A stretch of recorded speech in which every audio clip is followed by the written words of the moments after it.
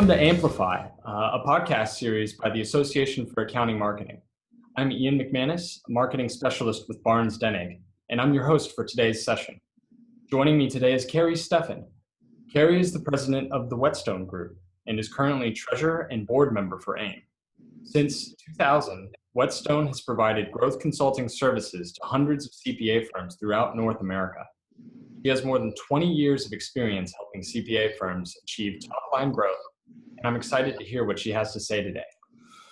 Great. So today we're going to talk a little bit more about what it means to have a sales culture, and I believe we're at this juncture we're going to use growth culture and sales culture interchangeably. Can you kind of explain a little bit more about what it means to have a growth culture?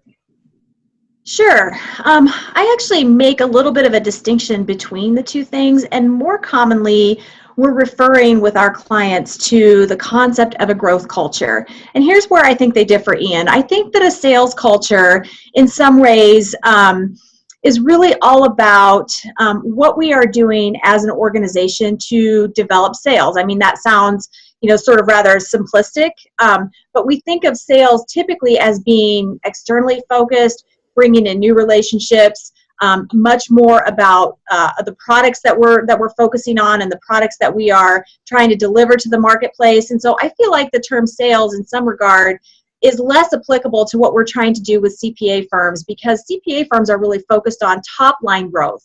And so when we talk about a growth culture, I really think that firms need to be focused on all of the activities and behaviors and everything that's going on inside the firm that can affect top line growth. And so that's where I think there's a distinction. And I think that comes from, growing our existing client relationships as well as looking at bringing in new relationships to the firm.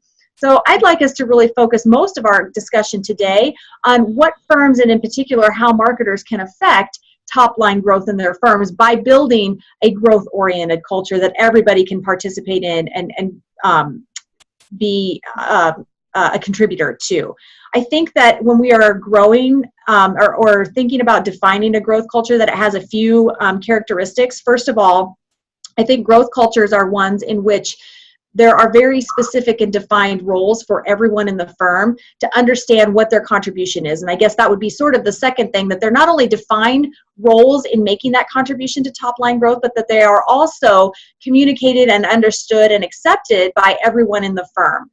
That doesn't necessarily mean that the role is the same for everyone. I think that everyone needs to play a role based on, where they are in their career and what their skills and aptitudes are. But everybody needs to understand what the roles are, where they fit into that large picture. And then I think that also a third component of that is understanding why growth is important. So I think when you have a group of folks that are committed to the idea of growth, that understand the role they're being asked to play and understand why it's important, those are the three things that start to come together and form that culture of top line growth. Certainly.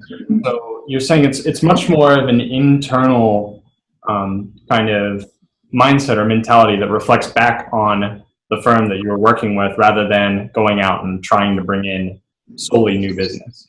I think so. I think sometimes we get hung up on this idea of, sales being, a bunch of people out on the streets trying to attract whatever new business they can, and it may or may not align with our firm's strategic vision.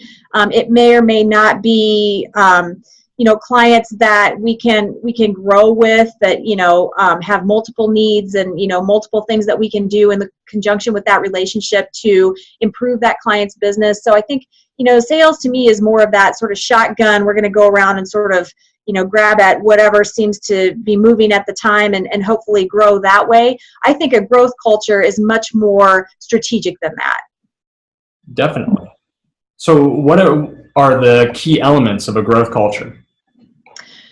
So I think the key elements, I think there are four key elements that firms need to take into consideration or need to address as they are building the culture, the growth culture. So the first is they really need to be aligned with or in tune with strategic marketing. They need to have some element of strategy associated with what they're doing. And whether they are getting that from an outside resource that's providing that sort of consultatively, or whether they have an internal resource that is strictly focused on strategy. And I know a lot of marketing professionals and a lot of AIM members play to some extent that role in their firms. And I know a lot of them get sort of frustrated because the second element besides the strategic piece is the tactical piece. And so I think a lot of our members get sort of pulled between those two elements, and would probably rather focus more on the strategic piece but get pulled into the tactical stuff because that's where the fires happen and where the day-to-day stuff sort of happens.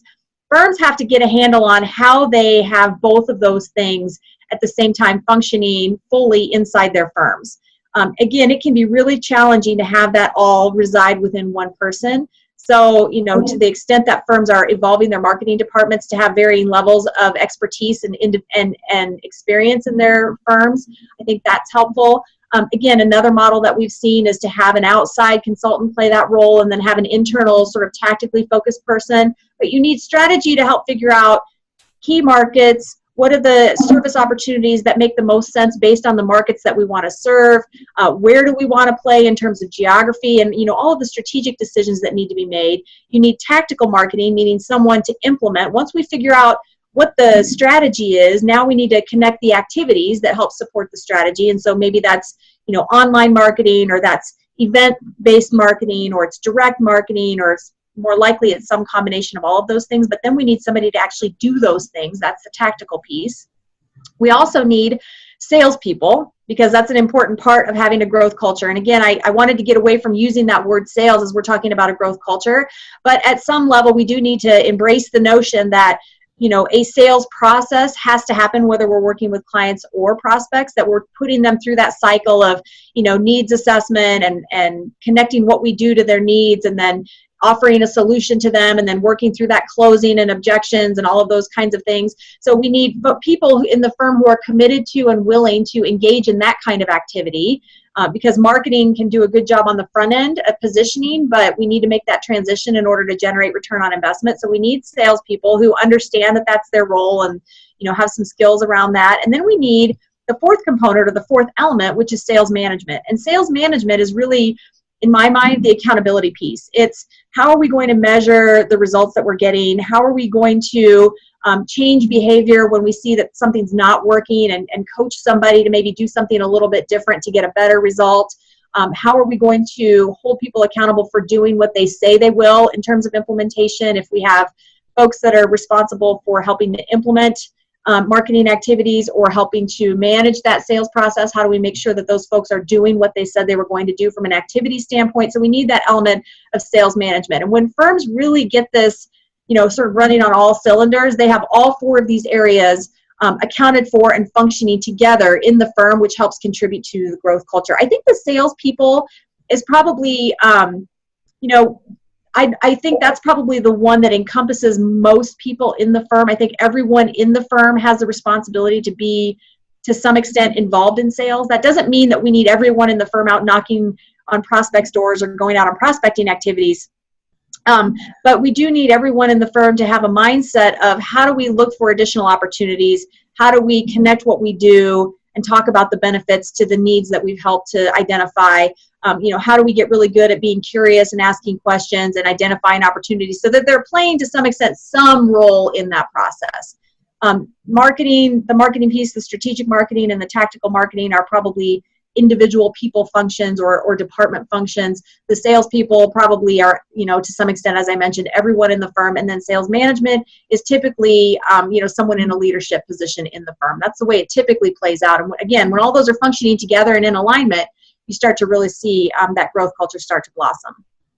Definitely. And going back a little bit to the strategic versus tactical balance, I know that a lot of us, work for firms where we might be one of one or two people working in marketing and business development. So what would you say is the kind of ideal balance that you want to be spending time strategically versus tactically? I think that on an annual basis, firms ought to be evaluating their vision and what their strategy is to achieve that. So, and again, to some extent, this varies a little bit based on the size and the makeup of your firm. But of course, I feel like the marketing department or the marketing function would scale a little bit. So when you're talking about, a single person in a firm, that's probably a firm that's kind of a small to mid-sized type of firm. So if we sort of think about that type of firm initially and building that culture and what that balance of activity would look like, to me, it seems like the marketing function would be spending, maybe a quarter of its time on the strategy piece, and then the rest of the time figuring out the implementation piece and going through the process of, planning those and executing those activities, doing the right kind of follow-up or facilitating what that follow-up looks like, tracking, measuring, that kind of stuff. I think that firms, as I mentioned, ought to be looking on an annual basis at what is the current mix of clients, what is the current opportunity with existing clients versus, what do we need to attract from the outside, what are the key opportunities or the key challenges that most of our clients are dealing with that we need to be prepared to talk about how we can help, affect those areas. So all of that stuff, I think, happens on an annual basis. And then, from there, and I think if you get really, if you get very process oriented around this, you can do a really good job at the beginning of the year, sort of setting the course, setting the strategy, understanding the opportunities, and then executing for the rest of the year. And then again, when it comes back around to planning time, we go through that strategic thinking, we go through those conversations internally, we make those decisions, and then we set the course of activities. And that's not to say that those activities don't change and evolve to take advantage of things that come up during the course of the year, but I think where some firms sort of get hung up or get stalled in this process is they're continually rethinking the strategic piece, and they're sort of always getting together and talking about, well, what should we do and how should we do it, and as opposed to here's what the strategy is, here's what the vision looks like for this coming year, here's the plan, and now we're going to go implement. And I think that a system like that can help make a marketing person's job a lot easier and a lot more fulfilling in a lot of ways, but also can be much more efficient for the firm. Absolutely. So how are firms making the transition to tie this back into growth? How are firms making the transition to become more growth oriented? I think what we've seen, especially in the last 5 years, is that firms are really starting to make more of an investment in training their people in some of those non-technical skills that lead to opportunities for the firm. So as I mentioned, I think they start with the business case with everyone internally as to why growth is important and why we need top line growth. They define what the specific roles are for the individuals within the firm, how they are expected to make that contribution. Some of them are really primarily focused early in their career. You're primarily focused on contributing to growth through client service and the behaviors around client service that lead us to find additional opportunities with clients. And then as you get further along in your career, then there's more responsibility outside. But having sort of a clear understanding and roles defined relative to the way the firm is expected to grow is really important, then communicating those internally. And then in terms of transitioning from sort of the theory of here's how it should look and here's how it's going to look to making the transition to actually really becoming more growth oriented, there needs to be training that is connected to that, training that is connected to the skills that are important to me at this point in my career based on what my expected contribution is, based on what my role is. So for a 1 to 2 year staff person in the firm, that might mean that my greatest contribution is around making sure clients are satisfied and making sure that I'm a good communicator. And so the training needs to be aligned with making sure that satisfaction levels are high and what does it take to do that and how do we do client service in a way that leads to that. But then also, what does communication look like and how do we get really good at that? The next level may evolve to behaviors around being proactive about asking clients questions and bringing that information back to a team and then identifying opportunities. And then there may be an evolution when you get to the manager level where, all that client service stuff is important, but now we're focused on, getting outside of the existing client base and starting to make a contribution through referrals and, networking activities and some of those things. And so the training needs to be aligned with this expectation that, we're going to be more proactive about that. And so I think that the transition comes when we start aligning the training opportunities with the skills that are important to being effective in the role the way that it's defined. And that's what we've seen a lot of firms moving toward that model where there's, sort of multi-level training. The training is designed to kind of meet people where they are in their career. We certainly wouldn't want a 2 year staff person to be sitting through the exact same kind of business development training as a partner would get because that's intimidating and they don't have those relationships and that's not their role. And so, making sure that we have a little something for everyone that meets them where they are, I think is most effective. Absolutely.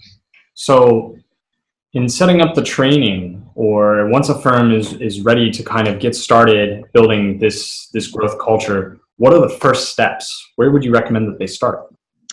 So I think the very first step is to make sure that the leadership team, and I think that in most firms, this also would include a marketing professional. The marketing professionals should certainly be a part of making sure that we are clear on the vision for the firm. So where are the highest opportunities for growth? What are the key segments that we want to be focused on in the next 12 months? Where are the expanded service opportunities that are sort of highest demand and greatest need in our existing client base, as well as in the types of clients that we're trying to attract, and really getting all of that very, very well defined for the firm. That's the very first place to start, because all of that training around, the skills that are important and all of that really gets down to what are the behaviors that we want folks to engage in. And in order to make sure they're engaging in the right behaviors with clients or the right behaviors in business development practices, we need to give them some context. So it's not enough to say to a staff person, we want you to go out and look for opportunities to do more work for existing clients, without the context of saying, here are the 3 opportunities or the 3 areas where many of our clients have a significant need, or there's something out in our marketplace that's causing this to be an area where our clients are going to be struggling. And so we want you to really be focused on how to identify opportunities and needs among the clients that you work with for these 3 specific things. I think when you give any kind of training, that kind of context, it makes the behaviors easier for people to implement because they sort of understand the focus of it. They get what they're supposed to be doing. They understand why it's important. You can teach them some language and some questions and some things like that that will be tools that can help them be effective. So vision first, and then aligning or incorporating the vision into the training in addition to the behaviors, I think is the very first step. And like I said earlier, I think marketing professionals can be really, really instrumental in helping to have partners set that vision by providing data, providing research, providing, market information, asking the right kinds of questions about, does this really make sense in conjunction with our brand? And, all of those things that marketers think about that maybe partners don't necessarily think about. And that's a really important perspective in that visioning conversation. Absolutely. So the marketers can kind of take the data and foster this kind of growth culture. Is there anything else that marketing professionals can really undertake to support the transformation of their firms into this growth culture? Absolutely. So the other thing that I think marketers can really sort of take on and take ownership of and really deliver a lot and deliver a lot of value to their firms is in defining what client service looks like, or helping to define what client service looks like, because many of the growth opportunities and many of the sort of elements of this growth culture that we're trying to build internally really factor down to the way that we serve clients. And so I think a really important and very strategic and very critical project that marketers can get involved with is really understanding for our existing clients, what are the attributes of client service that they really value? And organizing some sort of a survey or a research project around really understanding, and I would focus particularly on the A clients of the firm, the really important sort of high value, 80-20 rule, that 20% that's responsible for 80% of the firm's revenue, that group, and maybe the high level Bs that have the opportunity or the potential to become As if we're a little more proactive with them. But let's really find out, what is it that they value about the relationship? What are the attributes of service that they think we do really well and that they associate with us? And what are the value or the attributes of client service that are really important to them that maybe we're not doing so hot on as a firm, or they're not really recognizing that for whatever reason? I think another piece of that, in addition to understanding that from our client's perspective, is surveying our people internally and kind of asking them the same questions. What are the attributes of client service that you think our clients value? What are the things that you think we do really well as a firm? What are the things that you wish we were associated with but aren't, maybe there yet that we can maybe improve on? And then looking at those 2 things together. Here's what our clients think.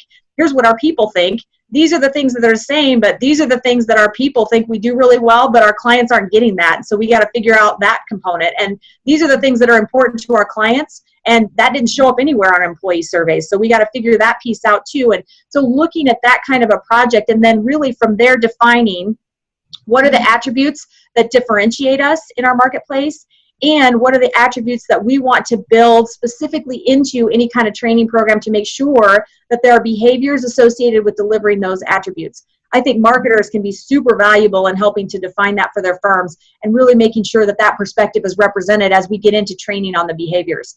If we start training on behaviors in our client service around timeliness, and that's not necessarily something that's really important to our clients, then maybe that's not the right focus of our training. Maybe the attributes that are important to our clients is communication. And so we need to really make sure that our training program, bolsters communication skills and makes that the forefront of what we're teaching people, because that's important to our clients. So it's that kind of, understanding what drives clients from a client service standpoint, what differentiates us, and then translating that to behaviors that we train people on. I think that also helps to brand the firm, because ultimately those attributes become the firm's brand, and then marketers have some really good information to use to help with branding messages for the firm. So I think that's one of the most critical things I think marketers could get involved with and can kind of champion in their firms. Absolutely. So once a firm has kind of defined what the top clients and the target market and everything is going to be, and they've really built out the foundation for this culture, and you've implemented the trainings and everyone's ready to go. The next step is talking about accountability. Yeah. How can you hold and foster accountability for this growth, and who's responsible for holding these partners accountable and going out and continuing that? Yeah, accountability is a tricky beast, and that has been an issue and a question and a concern and a challenge and all of those things for CPA firms for, as long as I've been doing this, which is over 20 years. I think that accountability has to be in a CPA firm, because of the way they're structured with the partnership organization and everything. I think that really has to fall to a managing partner. You have to have a managing partner ultimately that is bought into this and that is willing to help hold individuals responsible and help hold them accountable for doing what they say they're going to do. In my mind, accountability really boils down to, doing what you say you're going to do, right? And so getting a commitment for a series of behaviors or a series of activities or, whatever it is, whether that's through, and it can take a whole lot of shapes. So in some firms, accountability is tied to individual marketing plans. So everyone in the firm has an individual marketing plan, and, the accountability is kind of tied to that. In that case, I think marketing professionals can, check in with folks and see how implementation is going. But ultimately, they need to be sharing that with a managing partner if there are challenges or issues, so that there can be some sort of conversation about consequences and rewards.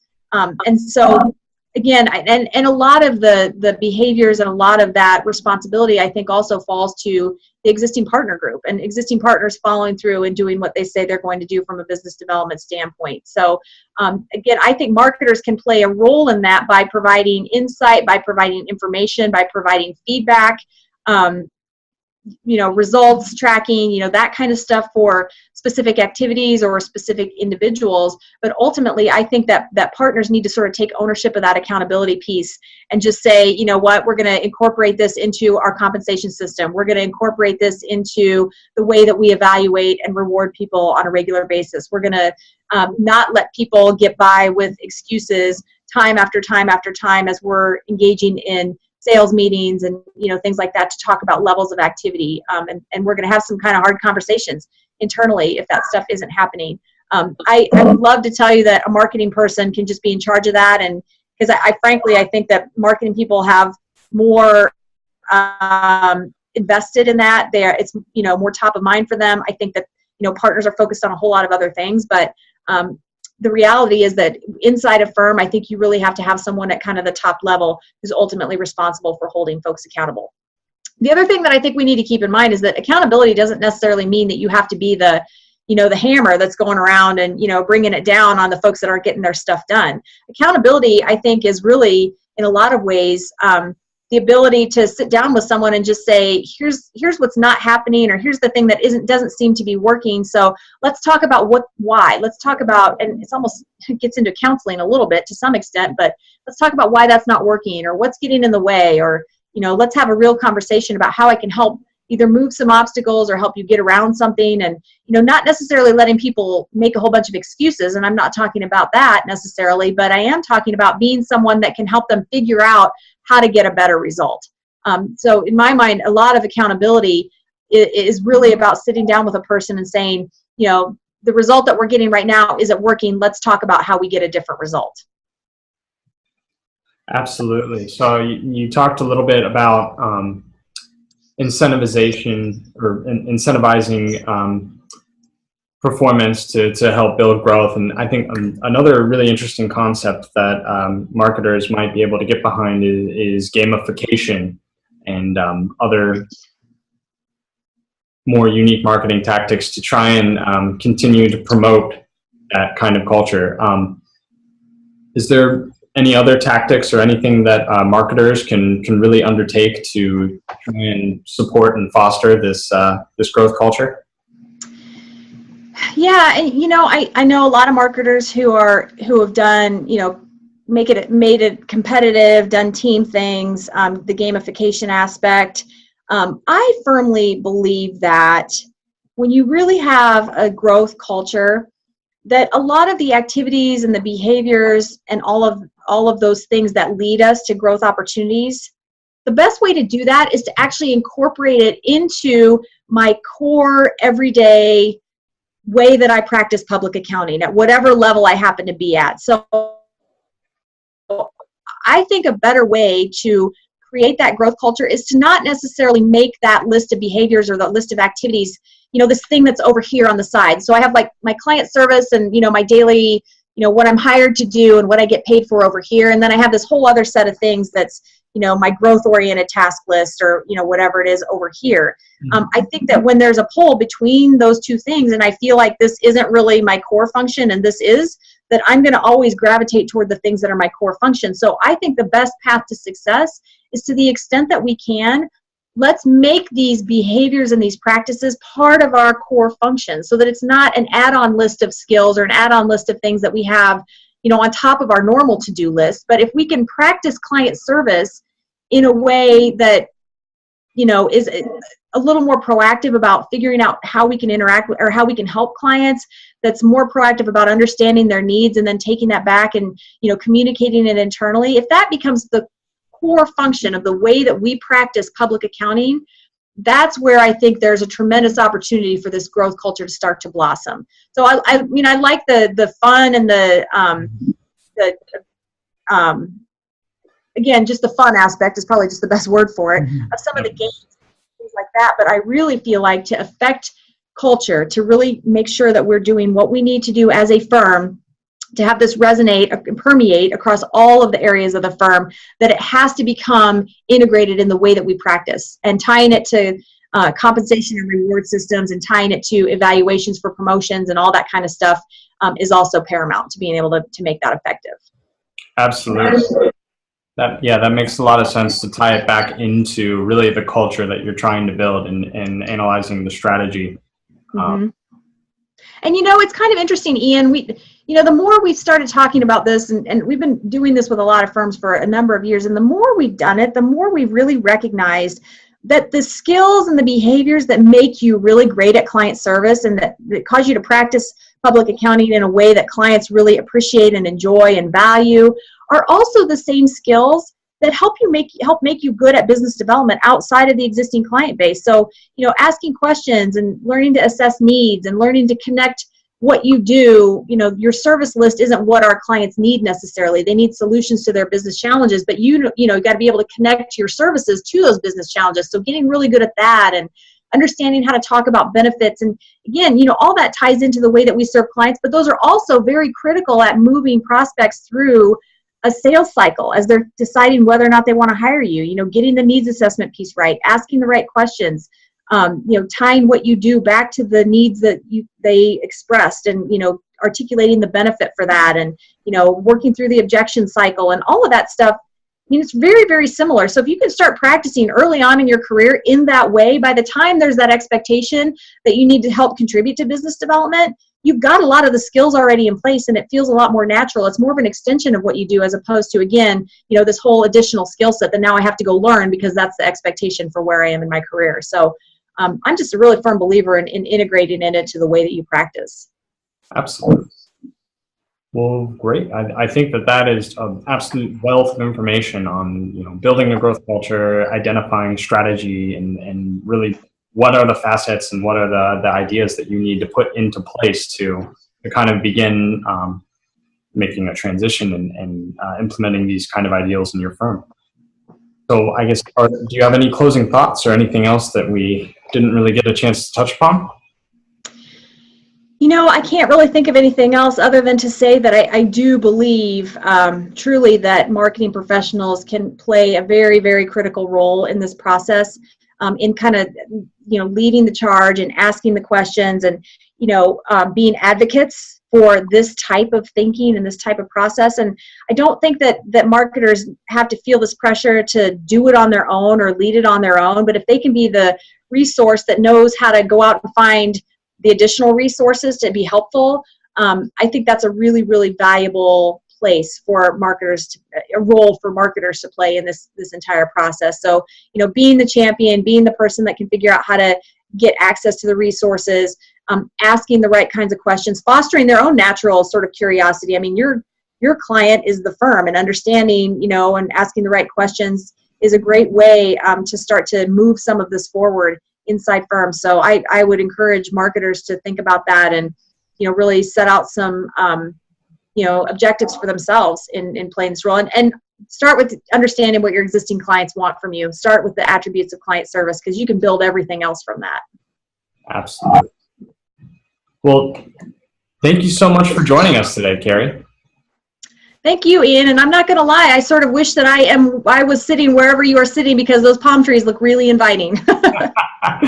Absolutely. Yeah. Well, hopefully you can take a little time off and get some more tropical. It's absolutely beautiful down here. I'm dialing in from Hilton Head Island. Appreciate you taking time out of your vacation to do this. This was fun. Not a problem. I'm glad to be here, and great to learn more about the growth culture. This wraps up another episode of Amplify. Please watch for another podcast from the Association for Accounting Marketing next month. Our next podcast will feature Lee Fredrickson talking about how marketing spending is changing. And always remember to aim high.